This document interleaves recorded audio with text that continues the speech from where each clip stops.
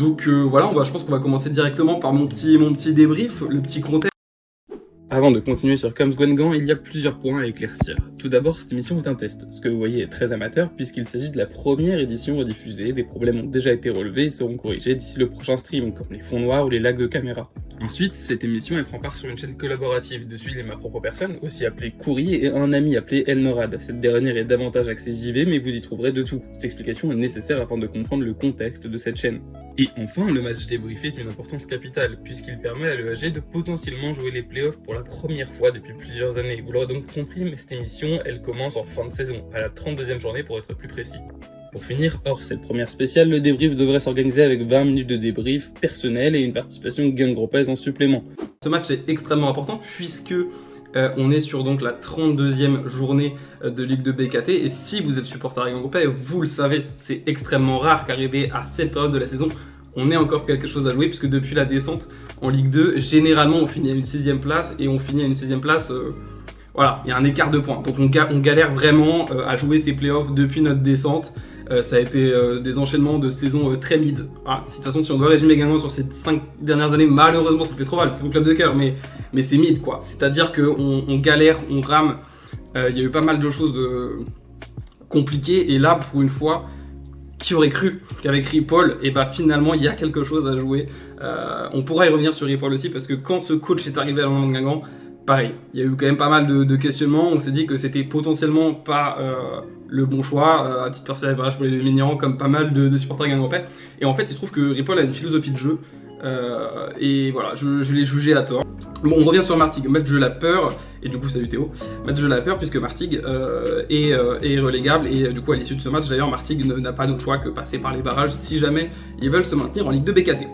Donc match de la peur et d'autant plus que nous on était sur une très mauvaise défaite. Rappelez-vous de la dynamique de Guingamp, c'était 3 défaites d'affilée, des matchs qui nous ont fait mal. Alors il y a des matchs contre Lorient etc, donc on peut relativiser finalement ces défaites, n'empêche que ça reste 3 défaites d'affilée et c'est à dire qu'on a un peu quand même cette manie de choke. Hop là je baisse juste un petit peu. On a un peu cette manie de choke en tant que Guingamp, on paye un peu ce running gag de croire au barrage, on se casse la gueule et on n'a plus, l'opportunité d'accéder à ces barrages, donc on avait un peu peur de ça, on s'était créé un petit écart. Bon, au final on gagne ce match, mais on va y revenir parce que c'est un match particulièrement compliqué dans un contexte particulièrement difficile et j'aimerais aussi nuancer un peu. Il y a des gens qui disent c'est que Martigues. Les gars, Martigues c'était très très fort sur cette fin de saison depuis qu'ils sont un peu moins baladés partout et qu'ils ont un endroit où jouer qui est assez clair. Martigues ça revient très très fort. Donc j'ai pris énormément de petites notes. Je sais de pas me déplacer trop vite pour pas faire crash la cam. C'est pas grave, c'est ça. L'idée c'est que ça s'améliore au fur et à mesure. De toute façon c'est carrément un test. On va essayer de couvrir les derniers matchs de cette saison là. Parce que le but c'est aussi de communiquer avec vous. Voilà, s'il y a des Guingampais, donc on se retrouvera dans le serveur Discord. Voilà, vous mettrez je pense dans un vocal, je vous décalerai. Et puis s'il y a un monde où on peut échanger, ça peut être bien sympa. Martigues, je leur reprends un graphiste sur le table. C'est vrai que le logo de Martigues, bon, je vais rien dire, je me suis fait vanner la semaine dernière, mais sur des trucs, mais c'est vrai que le logo de Martigues est particulièrement particulier. Martigues, on se rappelle aussi que il y a Amine Emir qui vient de là-bas et un des premiers trucs qu'on va justement devoir dire quand on aborde ce match, c'est qu'on est privé de 3 joueurs qui sont des titulaires indiscutables au sein de l'Orléans de Guingamp et ce qui rendait cette victoire d'autant plus méritée pour nous quelque part dans le sens où on avait vraiment très peur de ce match. 3 milieux qui n'étaient pas là. Merci EAG Live pour le follow. Je sais pas du tout, je vais pas mettre les noms à chaque fois sur Twitter, je vais pas me remettre je pense les têtes etc, donc je sais pas qui est qui. Théo j'ai, toi nous j'ai, mais parce que voilà c'est des tweetos que je vois quand même assez souvent passer. Ouais, bah écoute, carrément n'hésitez pas à me dire s'il y a des petits trucs comme ça. Donc voilà, on était privé de nos 3 milieux, donc ça c'était assez compliqué. Louiser était pas là, il était suspendu, Emia est blessé et Sidibé est blessé. Et on sait à quel point Emia et Sidibé sont des joueurs extrêmement importants au sein de cette formation guingampaise. C'est peut-être même les 2 meilleurs joueurs, si je dois être honnête, de cette formation guingampaise. Donc match de la peur, plus. On a dû faire une compo complètement revisitée. Alors voilà, si je dis pas de bêtises, voilà. Normalement la compo elle ressemble à peu près à ça. Vous voyez que là il n'y a pas le cadre, il n'y a rien, c'est terrible. On est à la rue niveau budget, on n'a plus rien, on n'a plus une thune, c'est terrible. Hein, le concept est à peine lancé qu'il n'y a pas un truc. Mais en gros, ça ressemblait plus ou moins à ça. La compo qui était donc alignée par Sylvain et Paul. On s'en fout, on avait Seaway, c'était gagné. Voilà, donc faut savoir que Coco, que je connais, est un vendeur de Seaway, mais on le comprend. On le comprend. Merci pour les follow, Lucas, Raph Baz, Nat Grax, tout ça, merci beaucoup. Hello, y a-t-il une rediff? Ouais, il y aura carrément une rediff qui sera disponible sur YouTube, sur la chaîne des Géminés. Donc pareil, je pense que si vous venez sur le Discord, elle sera là. Et sinon, de toute manière, je pense que je la mettrai à un moment donné. Mais voilà, je préfère rappeler ce premier live-là. Attendez-vous à ce que ce soit, mais catastrophique. C'est terrible. Enfin bref. Privé de nos 3 milieux, match de la peur, match qui compte, puisqu'encore une fois, nous on est 5e. Pour ceux qui ne sont pas habitués de la Ligue 2, je sais qu'il y en a. Le premier et le deuxième montent directement en Ligue 1. Le 5e, 4e et 3e, eux, jouent ce qu'on appelle des playoffs. C'est-à-dire que le 5e va se déplacer chez le 4e, et le gagnant de cette confrontation se déplace chez le 3e, et le gagnant de cette confrontation se déplace chez le 6e de Ligue 1. Autant dire que c'est un vrai parcours du combattant pour qui veut aller en Ligue 1 en passant par les playoffs.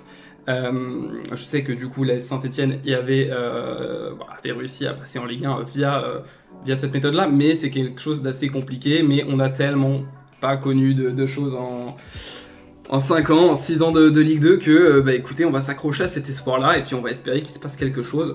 Et j'ai aussi, avant de commencer encore une fois à débriefer, je sais que ça fait 15 minutes déjà, j'ai aussi envie de dire que c'est sûrement sur les 6-7 années que je suis dans le Guingamp l'équipe la plus attachante. Et quoi qu'on en dise, c'est quelque chose qui compte. C'est vraiment le compte officiel du club. Ce serait incroyable. Je sais pas, parce que vu qu'il y a énormément de comptes fans de l'Enlèvement de Guingamp, c'est assez... Mais non, le compte officiel du club, incroyable, top. Asseyez-vous, je vais essayer de pas dire trop de bêtises. Alors s'il y a le compte officiel du club, mon dieu, qu'est-ce que j'en ai peur. Donc pas de CDB, pas de EMIA, pas de Louisière, comme je l'ai dit. Je sais pas si vous avez regardé aussi, il y avait une petite conférence dans la presse de Griève, donc moi c'est quelque chose que j'ai essayé de regarder et tout un peu. Griève, c'est quelqu'un qui termine très très bien cette saison, hein, qui est en train de faire une réelle montée en puissance, et ça on va en parler aussi. Donc lors de cette première mi-temps, on va enfin attaquer vraiment le contenu du match. Il y a une domination guingampaise qui est assez claire, il n'y a pas vraiment de danger, et c'est souvent comme ça, c'est assez symptomatique en fait de cette équipe de Guingamp. C'est-à-dire qu'on va souvent faire des premières mi-temps correctes, et après, comme ça a été le cas aujourd'hui, on va faire un peu caca-culotte, c'est-à-dire qu'on va réussir à paniquer. Je pense qu'il y a un petit problème mental après, par rapport aux autres saisons, j'ai envie de dire que vraiment c'est quelque chose de très très très minime. Mais il y a véritablement un problème là-dessus, de fébrilité défensive quand on approche des 20-30 dernières minutes. Heureusement pour nous aujourd'hui, ça a tenu. Je vais faire des petites notes. Hein, pour chaque joueur, tout est préparé, tout est déjà décidé. Mais je vais vous les montrer dans 10 petites minutes. Mais c'est surtout grâce à un très grand Enzo Basilio. Je pense qu'on a pu conserver en tout cas cette avance-là. Voilà, c'est le match à ne pas perdre, quoi, je pense. Sur ce mois-ci, bien qu'il va falloir faire le travail contre Bastia et contre Pau également.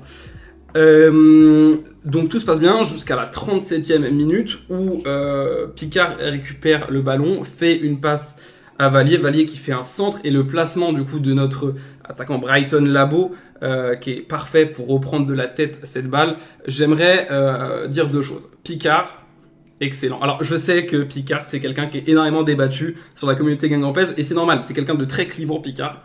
C'est-à-dire qu'on va avoir une partie de la communauté guingampaise qui est juste fan de Picard. J'en fais un peu partie, voilà, pour être honnête. Comment ne pas aimer ce garçon qui est techniquement très très fort, et on va avoir une autre partie de la communauté guingampaise qui va avoir tendance à relativiser ça. Ouais, à relativiser ça aussi, mais des fois je trouve que voilà, il y a des critiques qui sont un peu dures. Là par exemple du coup c'est Vallier qui fait la passe décisive, mais ce que je veux mettre en lumière c'est que Picard est souvent à l'avant-dernière passe. Le nombre d'occasions créées par ce joueur est assez folle, et c'est vrai que je pense que regarder que les statistiques d'un Hugo Picard, c'est pas forcément très très représentatif d'à quel point il est important. D'autant plus que je pense qu'il y a un peu cette idée que l'année dernière Picard on l'a beaucoup découvert. En vrai je pense que c'était un peu une saison découverte de Picard. Quelque part, et on attendait un peu une saison de confirmation. Pour moi, il est carrément en train de la faire, mais je peux comprendre qu'il y a des gens qui en attendaient énormément d'Hugo Picard. La réalité, c'est que ce match-là, moi, je l'ai trouvé extrêmement correct, et voilà, j'ai envie de remettre un peu de respect sur Picard, mais je peux comprendre également aussi qu'on soit quelqu'un qui en attende plus, mais voilà, c'est encore un garçon qui est très jeune. Je pense qu'il y a beaucoup de gens qui n'en ont pas forcément conscience, et voilà, j'ai vu des comparaisons avec Mehdi Merguem, etc. On verra où ça nous mène. Dans tous les cas, c'est des deux excellents joueurs, mais Hugo Picard, pour moi, est en tout cas a fait un très très bon match, à l'image de du coup cette avant-dernière passe décisive qui arrive vers Vallier. Vallier, le centre est parfait aussi, il faut le souligner, et le placement de Labo qui marque donc son 8e but. Son 8e but qui est extrêmement important. La célébration, on va en parler aussi, parce que cette célébration, elle n'empêche beaucoup d'importance, puisque une fois que son but est marqué, il y a une célébration grenade. Le compte Twitter de Guingamp, si vous le suivez, a fait une petite vanne là-dessus, voilà. Elle est assez révélatrice de la relation que peuvent avoir, je pense, Siwe et Labo. Je pense que c'est deux joueurs qui, dans le vestiaire, font énormément de bien. Siwe, voilà, si vous regardez un peu toutes les interviews, tous les machins, c'est tous les petits insides que peut donner le compte de Van Guingamp. On voit que c'est quelqu'un de toujours extrêmement souriant, etc. Et je pense que au-delà du sportif, c'est quelque chose à souligner. Que d'avoir un joueur souriant comme ça, c'est extrêmement fédérateur, je pense, dans un vestiaire. Et on pourrait s'attendre à ce que ce soit logique, mais pour un jeune joueur comme Siwe, honnêtement, enfin, je trouve ça trop cool. Enfin, je sais pas quelle est votre impression là-dessus, mais Siwe, il a toujours un smile énorme. Moi, ça me régale. Là, je parle carrément au-delà du sportif. Et je pense que voilà, Labo, c'est pas un mec. Enfin, je suis pas allé voir ses live Twitch, hein, mais je sais qu'il en fait. J'avais regardé très vite fait, quoi. Mais faut que je suis abonné, mais il faut que je retourne me voir. Mais Labo c'est quelque chose aussi. Hein. Labo c'est quelque chose, c'est son 8e but. Je sais que aussi il a été critiqué. Moi c'est deux joueurs que j'adore, je peux pas dire. Et là je vais citer des noms de tweetos. Il va falloir être obligé. Moi je viens de Twitter les gars, donc je vais citer des noms de tweetos. Vélez a fait une propagande sur notre cher Labo. Et moi je l'ai suivi directement parce que j'ai regardé pas mal de compiles de quand il était à Lausanne. Et qu'est-ce que c'était fort. Moi sans déconner, dès le début, je pense qu'on peut aller sur mon compte Twitter rechercher. Dès le début j'ai été quand même dans une propagande Labo aussi, et je suis trop content de le voir comme ça, quand pour moi il est extrêmement complet, il y a un placement qui est fort, il met pas mal de têtes, n'empêche. Voilà, je crois que j'avais dit un truc en mode il me fait rappeler Beauvu. Bon, aujourd'hui c'est son 8e but, évidemment, voilà, on va pas refaire l'histoire, le début de saison a peut-être été un peu compliqué, il a lui-même avoué, je me souviens je crois d'un truc où il dit que voilà, il noterait 4 sur 10 ou un truc comme ça, si je dis pas de bêtises.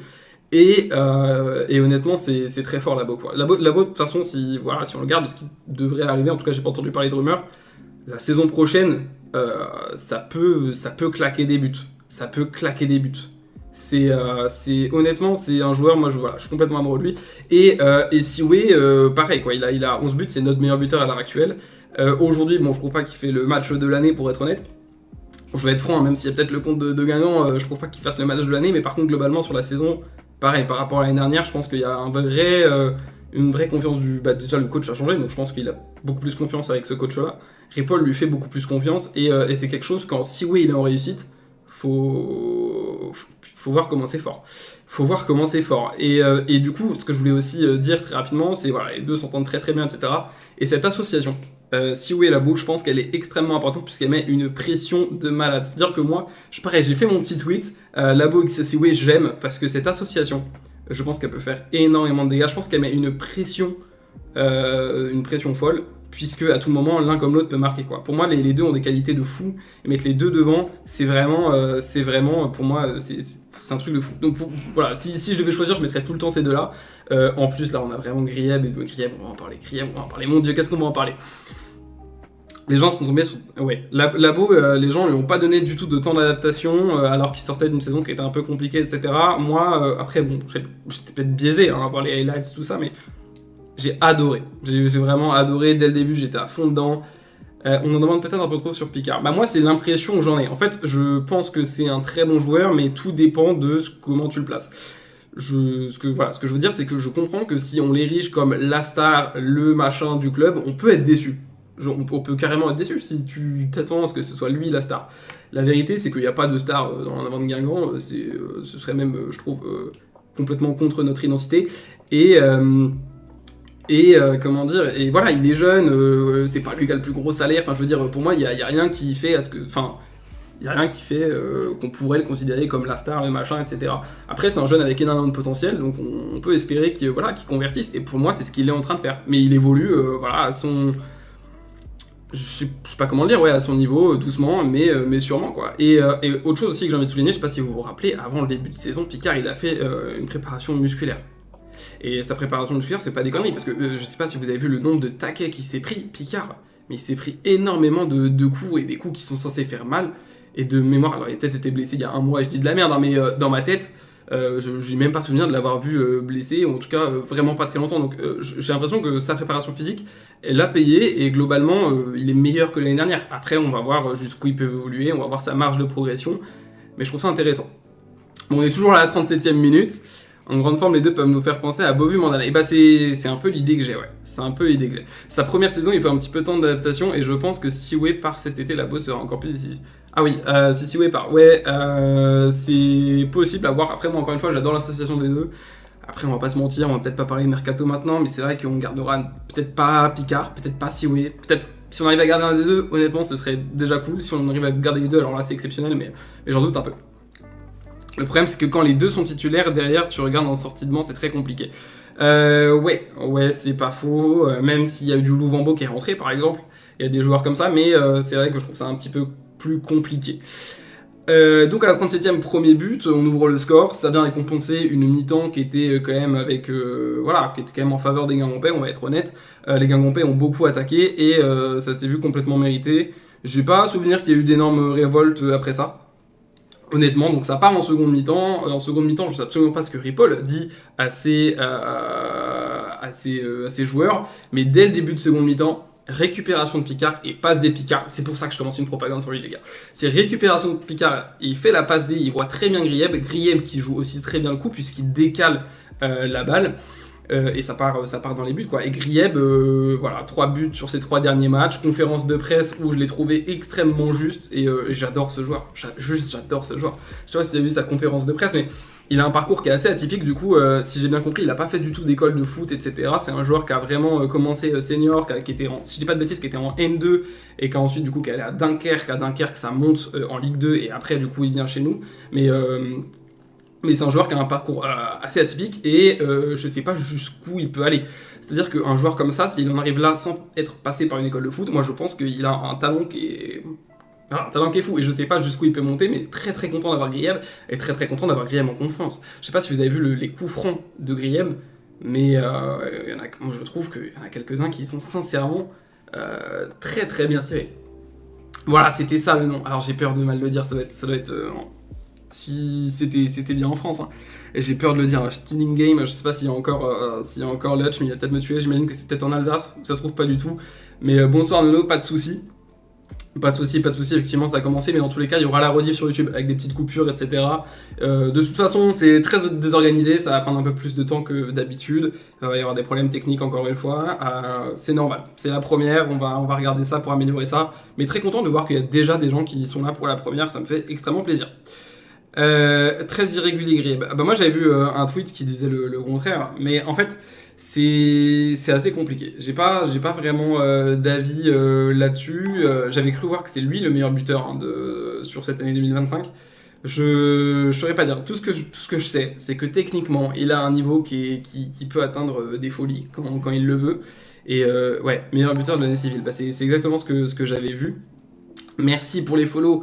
Lilian Seg, j'espère que j'oublie personne, n'hésitez pas à me taper sinon. Dans tous les cas, il y a le Discord, donc après voilà, on puisse débattre. Je mettrai mon big casque Corsair.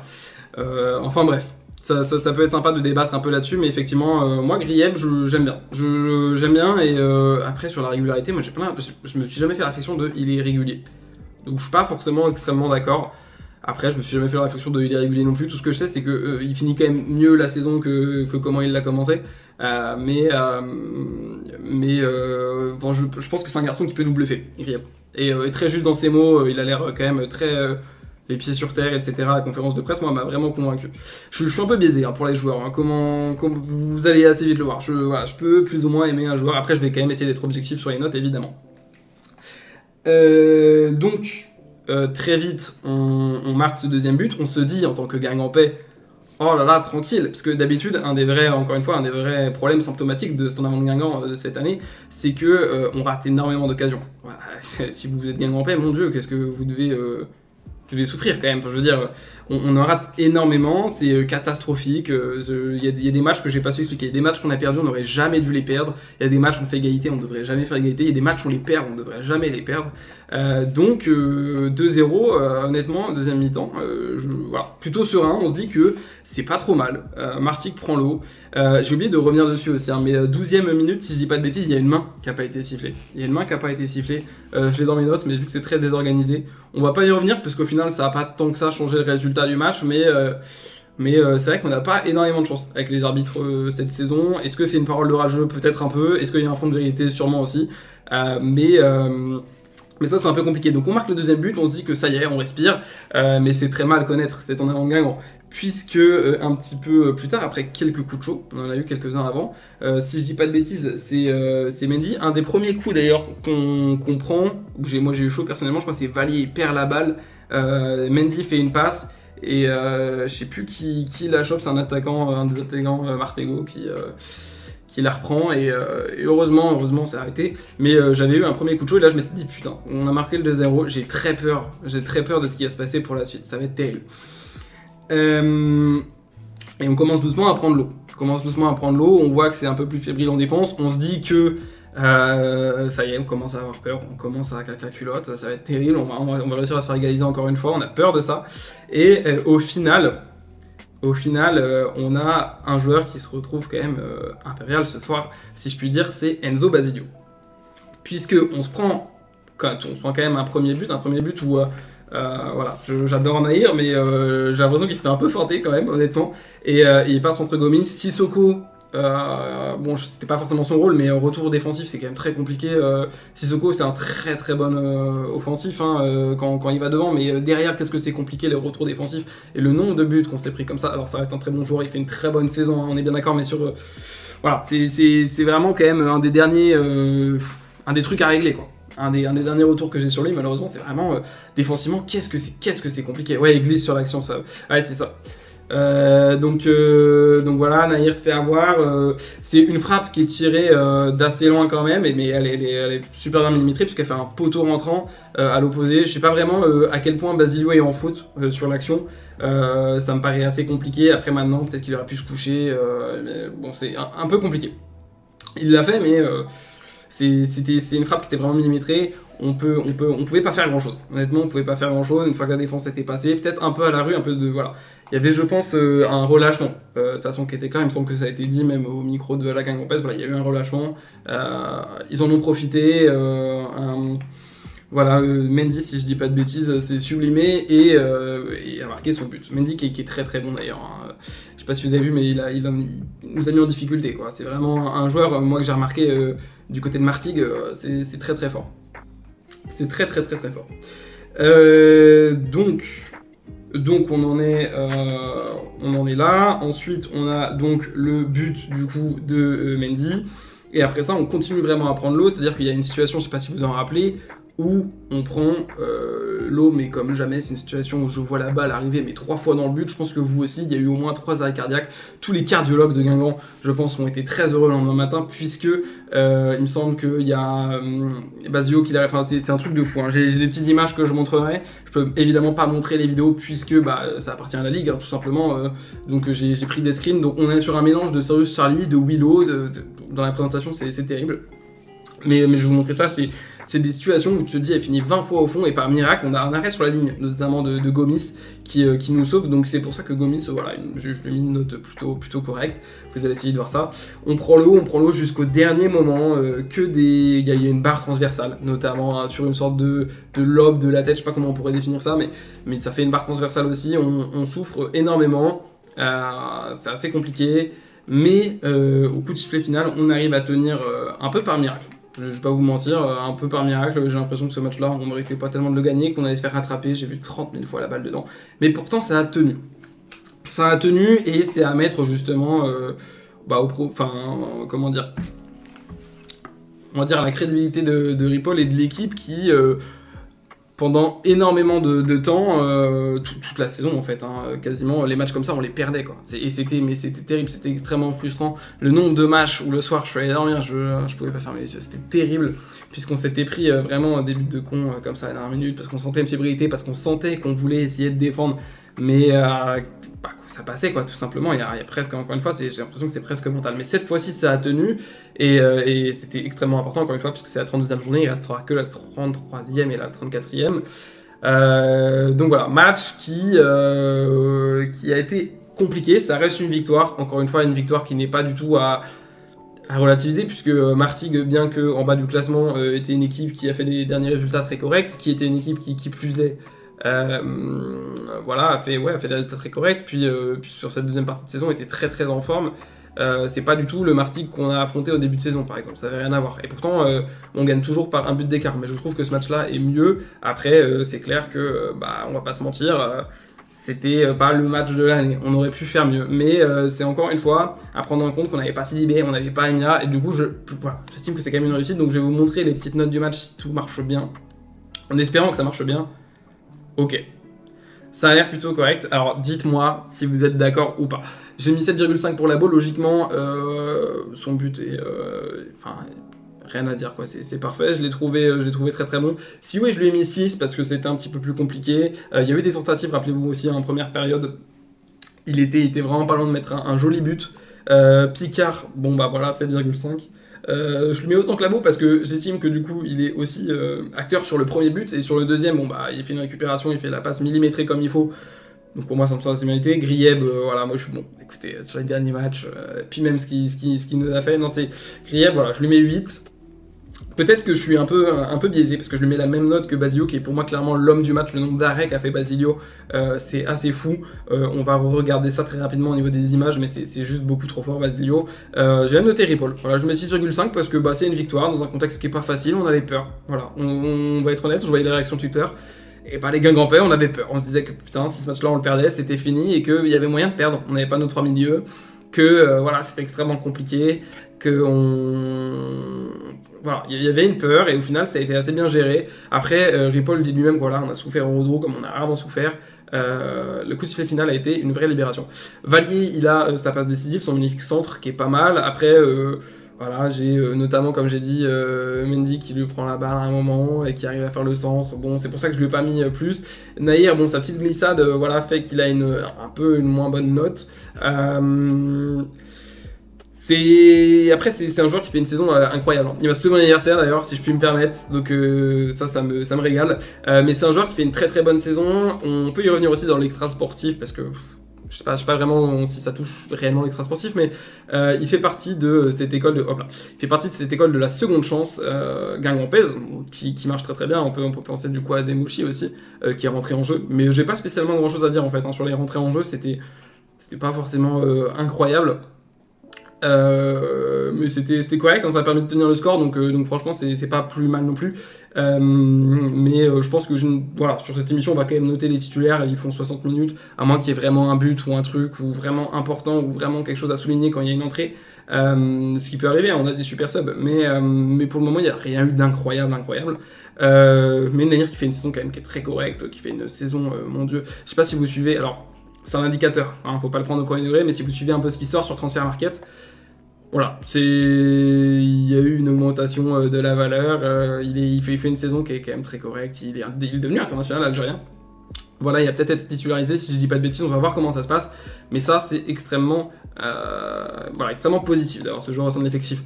Gomis, je trouve pas trop mal. Alors, encore une fois aussi, les défenseurs, il faut savoir qu'on avait un système très offensif.